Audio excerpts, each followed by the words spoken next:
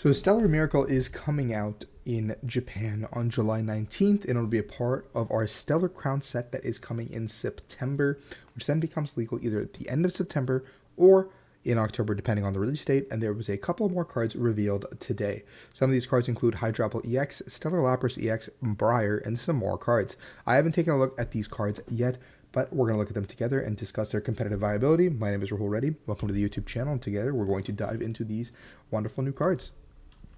To take us off, we have an Applin, cute little guy, just spray fluid, 40 HP, small dude. Also good for Festival Lead deck, I guess, if you wanted to play a different Applin from the existing one. Diplin, 90 HP, coating attack, 20 damage for grass during your opponent's next turn. Prevent all damage done to this Pokemon from attacks by basic Pokemon. It's not actually terrible. Depends on what Hydrapple does. I haven't read the card yet, so like maybe if preventing for one turn is important, maybe we can just keep going and like dealing with stuff like Raging Bolt, Miraidon Hands, stuff that can potentially just blow you out of the water. We can just evolve up and maybe deal with that matchup. Hydrapple is actually a pretty cool looking Pokemon. I actually have not played the DLC, so I've not actually seen this dude. 330 HP, stage 2, grass type, 3 retreat cost, very important to note. Ability Ripe Charge. Once during your turn, you may attach basic grass from your hand to one of your Pokemon if you do heal 30 damage. That seems pretty good, because you can go to any Pokemon, it seems like, not just a grass type Pokemon, which means that Ripe Charge can power up something else that potentially can attack for colorless plus their typing.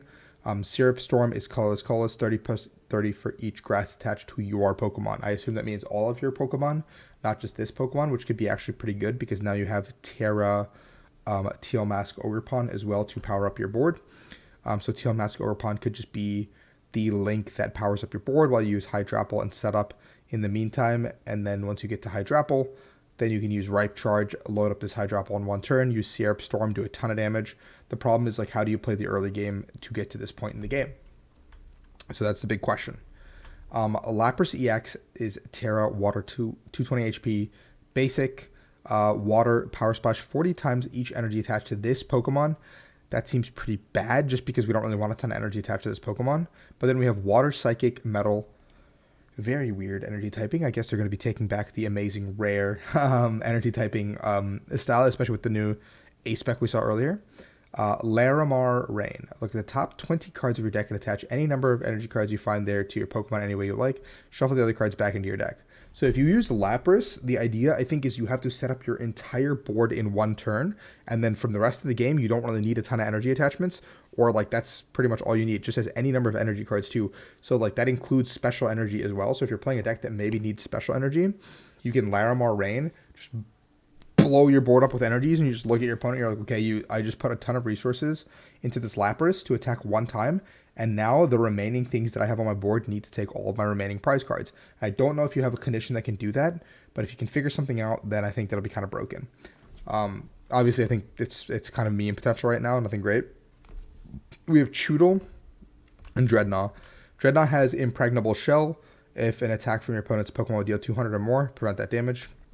There's a lot of things that do less than 200 that can just one-shot this guy for 140, so I don't think it does anything. And then 3 energy cost for 80. If they have any damage counters, do 80 more. So you have to already fulfill a condition of having damage counters.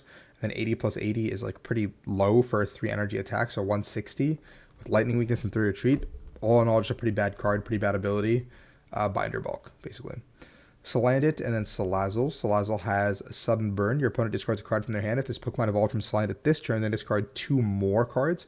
I guess if you can just play 0-6 Scheme, put your opponent down to 3 cards or whatever, and then go Salandit into Salazzle this turn, you put them to a 0-card hand, which is not very difficult to do because we have Double Turbo as well. So this combo of like Salazzle plus 0-6 is like a super easy combination to actually pull off in some sort of control deck. Not even control. Maybe you're just playing like a get rid of your opponent's hand deck, where like they build up their hand, they do a bunch of stuff. You go 0-6, Sudden Burn, get rid of their hand, and then just pivot into something like Chi-Yu and start milling their deck. The problem is, I guess, whatever deck could potentially play off the board. But I don't know, like if you can do this like on turn 2 or 3, like pretty consistently, you could just win the game by the fact that you just got rid of your opponent's entire hand or like all the resources, and like it's just like really, really hard to play into from that point onwards. So kind of a disgusting tech, I think, or even deck if you want to build it that way.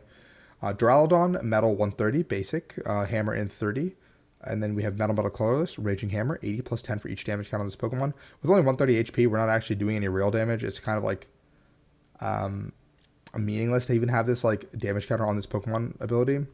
Then we have Archaludon, 180 HP, stage 1. What does this guy even look like? This is goofy. This is so goofy looking. Ability Steel Bridge, your Pokemon with Metal Energy have no retreat cost. I guess Revavroom, the new Revavroom could benefit from this because you get to do damage from retreating.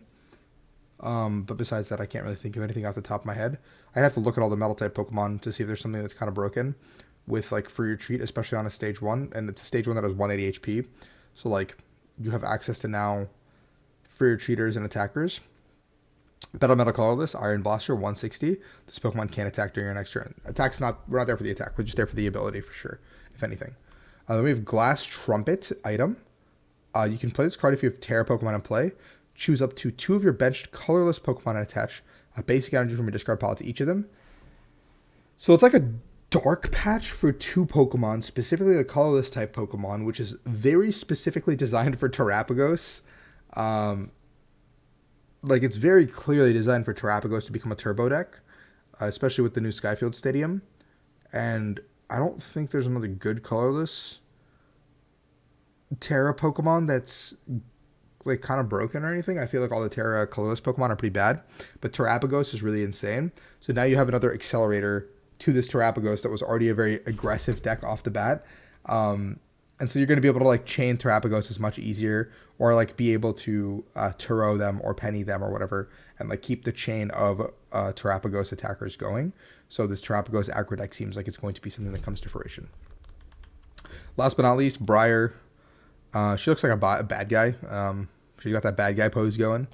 I can only assume this is the antagonist of the Blueberry Academy arc, which I've not played. Trainer Supporter. You may play this card only if your opponent has exactly 2 prizes remaining. Already off to a weird clause to start. 2 prizes is a weird place to be. Until the end of this turn, if your opponent's active is knocked out by damage from one of your Terra Pokemon, take 1 extra prize card. That's pretty good. I feel like you can abuse that pretty easily, especially against these 1 prize decks that don't want to go give you that option. Now, it acts as like a pseudo boss, especially at the 2 prize mark, because your opponent, early game, it's like a dead card. So that's like kind of the downside, but it just doesn't do anything in your deck. But like late game, it's like kind of insane where you can just be like, oh, well, we're at 2 prize cards, 2/2. You've got a Drifloon in your active. I'll play Brier and knock out your active. Cool. Pass it out. Game's over. Definitely think that Brier is a very cool card. I think Glass Trumpet is very clearly designed for something. Archaludon is like support. Salazzle is for control. Choodle guy is bad.